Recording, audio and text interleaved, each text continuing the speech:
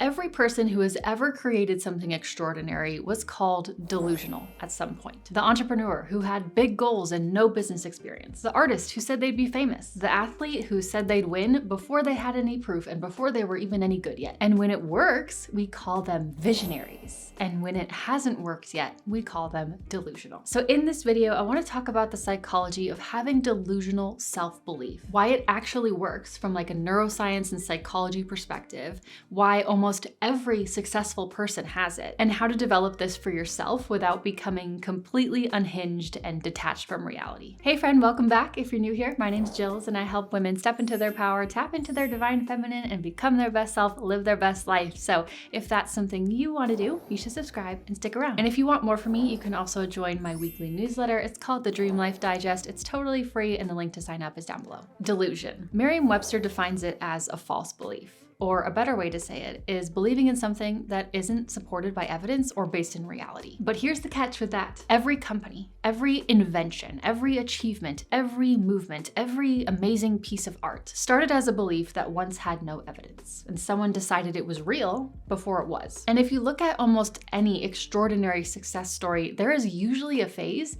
where the person looks a little bit delusional. Lady Gaga used to practice her Grammy acceptance speech in the mirror before she was famous. Steve Jobs telling people personal computers will change the world. Jim Carrey writing himself a fake check for $10 million when he was still broke. Michael Jordan getting cut from his high school basketball team and deciding that that wasn't going to work for him and he was going to become one of the greatest basketball players in the world. Now at the time, those things sounded ridiculous, but once that outcome exists, we rewrite the story and call it a vision. So when it worked, we call them visionaries, and when it hasn't worked yet, we call them delusional. The only difference is time. The truth is, there's actually a fascinating psychological explanation for how delusional self-belief can change your life.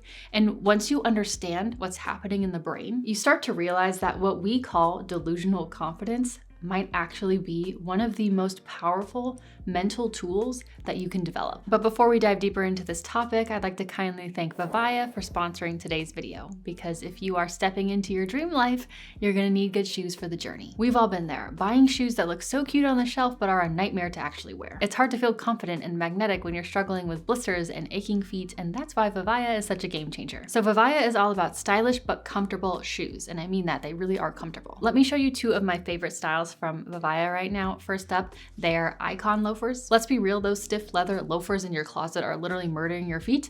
Not these. They are so comfortable. You can seriously walk all day in these because they are made with a soft knit, really lightweight material. And then they also have this specialized cushion right here in the heel so that there's no blisters, no bleeding, no pain. So no matter where you're going, work, travel, just bopping around doing errands, you can stay elegant and confident without any pressure on your feet. One thing I also love is they have a little bit of a wider toe box, making them incredibly wide feet friendly and more comfortable, but still have a slimming effect that makes you feel polished. My quick go-to way that I wear these is with jeans and a nice t-shirt, but as it gets warmer, shorts and a linen top is so cute too. Another pair from them that I love is their Margot flats. So if you prefer more of a classic flat, their Margot 3.0 is my go-to. They still have that same really comfy lightweight material, and again, it's great for wider feet, but still give you a pretty slimming look because of the V-cut in the front. These flats kind of feel more like a sneaker than a flat because they have a really supportive insole in here and a flexible groove. And of course they have a pillow heel in the back again too, so no blisters. Even Katie Holmes was seen wearing these recently in a super cute spring outfit, proving that you don't have to sacrifice elegance for comfort. And since these are such a classic pair of shoes, you can style them in so many ways. More boho like Katie Holmes with a flowy skirt, or jeans in a cute top, or even a work outfit, literally anything. If you're ready to invest in shoes that support your journey and your feet, I'll have both styles linked down below, and you can use my code Jillz12 for 12% off your order. So thank you to Vivaya, and let's get back into the video. So let's talk about the psychology behind this. What's actually happening in the brain when someone has what I like to call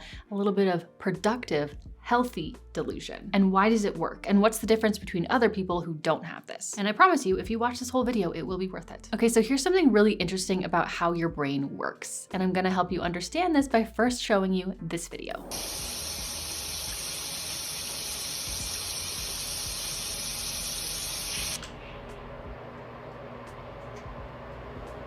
Your brain assumes that water was running from the faucet. And I don't know about you, but when I first saw that, I swear that I saw little bubbles and like little bits of water splashing in the sink. But of course, as you saw, there is no water. It's just a piece of paper. And this reveals something important about our brain. Your brain is not actually designed to perceive reality as it is. Your brain is actually a prediction machine, and it's designed to predict your reality based on everything you already know and all of your past experiences. Every single day, your brain is running a kind of simulation, so to say, and it's taking everything that you've experienced, your past results, your past experience, your environment, what people told you growing up, what you watched the people around you achieve or not achieve, and it's using all of that to predict what your future probably looks like. And this is actually quite smart and efficient of your brain, but the problem with this is that if your past included things like failure, rejection, struggling with money, struggling with bad toxic relationships, being told that you're stupid, being told that you can't do this, you can't do that, which honestly, all of us have something like that to some degree, then that is the data that your brain is working with, and that's the evidence it's using for predicting your future. Now, of course, your brain is not doing this to hurt you, but the result is that most people are unconsciously moving toward a future that looks a lot like their past. Okay, so the point here is that your brain isn't predicting your future based on your potential. It's predicting your future based on your history. And if your history involved things like struggle or failure or whatever, your brain starts assuming that that's just what comes next, which means most people are essentially living in a loop. Your past experiences shape your expectations. Your expectations then shape your behavior, and your behavior recreates the same results and the same experiences. And that cycle just keeps repeating. That is, until you interrupt it. And that is why delusional self-belief can be so powerful. Because when you choose to believe something that your past doesn't support yet, you interrupt that prediction and you kind of force yourself to run a new simulation. Imagine someone decides, I'm going to build an incredible career, I'm going to love what I do, and I'm going to be rich. But their current reality looks completely different. Maybe they're broke, maybe they're working a job that they hate. They're nowhere near where they want to be. Now they're holding two different things at the same time. My belief, my future is going to be amazing, I'm going to have an amazing career, I'm going to make an amazing impact on the world, and I'm going to be rich. And also the reality. Nothing around me actually looks like that yet, and you know what? My life kind of sucks. And that uncomfortable tension between these two things is what psychologists call cognitive dissonance. And the thing about cognitive dissonance is that our brain doesn't like it. It unconsciously wants to resolve it, and it unconsciously wants to close that gap. But there are only two ways to close that gap and get rid of that cognitive dissonance. Okay, so we have the delusional belief up here and the reality down here, right? The first option is to shrink the belief. And this is what most people do. This is what our unconscious mind tries to get us to do to feel better. We start to say things like, you know what, I was probably being unrealistic. I should be more practical. That'll never happen for me. So then the belief collapses and then the tension disappears because these things are in alignment. The second way to resolve this tension is what visionaries and delusionally confident people do. Instead of shrinking and collapsing the belief, they hold the belief exactly where it is. They refuse to let it move, and instead they insist that reality is the thing that has to change, which means that their behavior starts to align with that belief. You keep showing up. You put in more effort, you take risks, you persist through challenges, you're always looking for opportunities. You start doing things that would actually make that belief true. And their reality doesn't change overnight. Sometimes it takes weeks, months, years, but they keep holding that belief up here. They keep aligning their behavior with that belief up here. Even when their reality is still down here, they sit in that cognitive dissonance, that tension anyway. And eventually proof of that reality will start showing up. Little small wins here, a little opportunity here, and then more and more until one day you realize your reality has shifted. Okay, so the gap between the future you believe in and the reality you're currently sitting in, most people can't tolerate that feeling. But the people we call delusional stay in it. Instead of collapsing the belief to match the reality, they force the reality to match the belief. Now let's go back to Jim Carrey for a second and his $10 million check, because I think that his story illustrates this really well. In like 1990, I think it was, Jim Carrey was a struggling comedian and he wanted to be an actor. Just another guy trying to make it in Hollywood with very little proof that it was gonna happen. And he said at night he used to drive up to Mulholland Drive overlooking Los Angeles and just sit there, visualizing, imagining his future, telling himself that it was gonna happen. And then one day he did something that probably looked kind of insane and totally delusional. He said he wrote himself a check for $10 million and he made it out to himself for, quote, acting services rendered. He dated that check Thanksgiving 1995 and he put it in his wallet. And then he just kept going, kept showing up to auditions, kept working, kept putting in effort. He kept betting on himself. And for years, he carried that made-up check in his wallet when his reality looked nothing like it. Years of sitting in that tension. Years of holding a belief that his current reality had zero evidence for. Years of behavior that wasn't aligned with the past, but was aligned with a future that didn't exist yet. And then, according to him, just before Thanksgiving 1995, which is when that check was dated, he made like $10 million on his movie Dumb and Dumber. The fake check he wrote himself didn't make that happen, but what the check represented, his unshakable, delusional belief that he was gonna be a comedian who made it in Hollywood, holding that belief in place for years with behavior that matched that belief. That's what we're talking about. He didn't collapse the belief to match the reality, he held the belief and forced the reality to match the belief. And when you look at big stories like this, Jim Carrey having a fake check for $10 million in his wallet when he was broke, athletes saying that they're the best way before they get any trophies, Oprah being told that she was unfit for television before becoming the most powerful woman in media, the pattern is always the same. The belief comes first, the proof or the reality shows up later. And what these people were doing, whether they realized it or not, was deciding that their history was not dictating their future. Their belief was now dictating their future. And here's one last thing I want you to understand about the brain and this delusional mindset. Your brain has an interesting quirk, okay? The same neural systems that are involved in remembering your past are also involved in imagining your future. So memory and imagination actually use the same brain networks. Do you see where I'm getting at? Okay, what this means is that when you imagine a future version of yourself, winning, succeeding, achieving, getting what you want, and rehearsing that, feeling that, embodying that, thinking about it in detail, your brain starts treating it as something real, something familiar, a new reference point. Lady Gaga practicing her Grammy speech in front of the mirror before she was big and famous. In a way, she was installing a future memory. Her brain was building a new reference point for a reality that didn't exist yet. And once the brain has imprinted that future memory or that reference point, it starts to see it as familiar. And what does your body, your subconscious mind, your nervous system always go toward? The familiar. And so this is what psychologists call mental rehearsal. And this is not just a thing that's used by like manifestation coaches. This is also used by Olympic athletes and surgeons before they do complex surgeries and Navy SEALs, because visualizing the future leaves an imprint in your brain similar to memory. And remember what happens with all of your past memories. It predicts your future. So when someone chooses to be delusional and believe in a belief that has nothing to support it yet, and they visualize it, they rehearse it, they embody it, they feel it, they are actually installing future memories. And the brain, being the prediction machine that it is, will start orienting everything toward that destination. But now when we talk about delusion, this raises a pretty important question.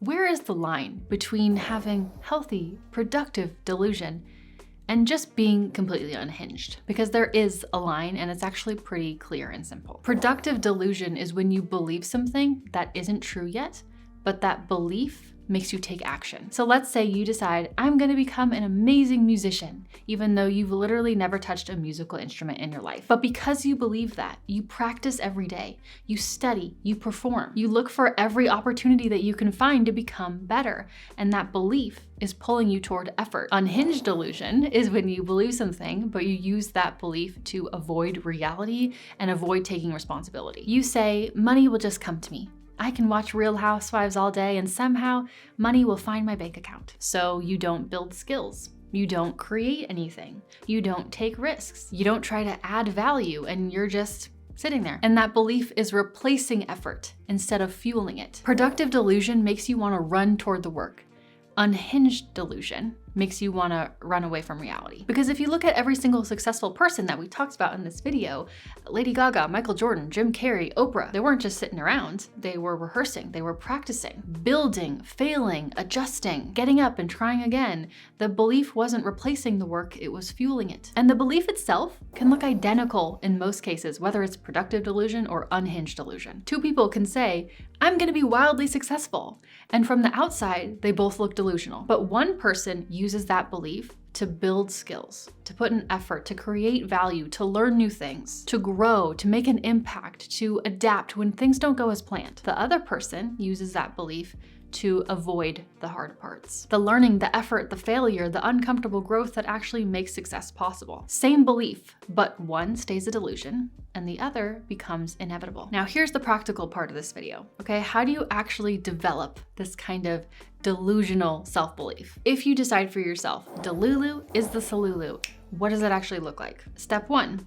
Install the belief. Remember what we talked about earlier. Your brain is constantly predicting your future, making assumptions about your future based on your past and your reference points. And so if the only reference point your brain has is the past, it'll keep predicting more of the same. So delusional confidence is basically interrupting that loop by installing a new reference point for the future. So you decide the belief, the new identity, or the delusion, if that's what you want to call it. I'm going to be an amazing musician. I'm going to build an incredible career. Or I'm the type of girl whose life looks like a movie. You have to decide on the belief that you're going to hold before there's any evidence to prove it true. And that is where the delusional part of it comes in. The belief comes first. There will be no proof. The belief will probably feel dumb. It'll probably feel delusional, like you have no business to believe it, but you choose to believe it anyway. Step 2, let the belief break your patterns. Now, once you firmly decide on a belief, your brain will start orienting toward that. And you have to let your behavior fall in line with your belief, not your current reality. Okay, your belief, okay? Posting your first piece of content like you already have 100,000 followers. Saying yes to the things you would have talked yourself out of before. Showing up in the rooms that you previously would have felt unqualified for. Applying for the opportunity that you normally would have convinced yourself was way out of your league. Or practicing the thing that you would have been too embarrassed to try. If your behavior is still aligning with your current reality and your past experiences, you do not have delusional confidence. Delusional confidence comes when your behavior aligns with the belief. And that is why delusional self-belief is so powerful. It does not just change your mindset, it changes the way that you show up. So lean into it. Be Delulu. Let it change how you show up. Let the belief start guiding your behavior, even before you have any evidence to prove it true. Step 3, stay in the tension. This is the hardest part, in my opinion, but this is the most important and the most crucial. The moment you install a big delusional belief, even when you start acting in alignment with that belief, your current reality is not going to completely change overnight. We know that, right? If you're posting your first piece of content as if you have 100,000 followers, it doesn't mean that you automatically have 100,000 followers. Okay, so that gap between your belief and your current reality is going to be felt. And it's going to be uncomfortable. That's the cognitive dissonance that we talked about. And in this situation, our first instinct is to shrink the belief. So these two things match and line up, to make that feeling of discomfort go away. Don't. Stay in it. Keep the belief fixed and decide that reality is going to be the one that does the catching up. It might not happen right away. It might take longer than you think it should. And there will probably be moments where you feel a little cray-cray. Stay in it anyway, because that uncomfortable space, the gap between the belief and your current reality. Jim Carrey was there, Lady Gaga was there, Michael Jordan was there. Every person who has ever created something extraordinary has been there. So your goal with step 3, which is the hardest part, is to tolerate that feeling of dissonance. Do not let yourself shrink the belief just to close that gap. The only thing that's going to close that gap is when reality decides to shift. So your only job here is to hold that belief, act in alignment with that belief. Let that belief fuel your effort and your work and your purpose until reality catches up. Before we close out here, okay, I want to leave you with this one thing, and I want you to remember it. Every extraordinary life begins with a belief that looks irrational to everyone else. And the only difference between a delusion and a vision is whether you stay long enough to prove it right. I hope you got value from this video. If you did, and if you stayed until the very end, leave your favorite red emoji in the comments below so I know. If you want to go a bit deeper, you should check out this video, How to Actually Quantum Leap and Change Your Reality. It is one of my most popular videos for good reason, and it'll help you understand everything. So I'll see you over there, or I'll just see you next time in my next video. Thanks for watching. Bye.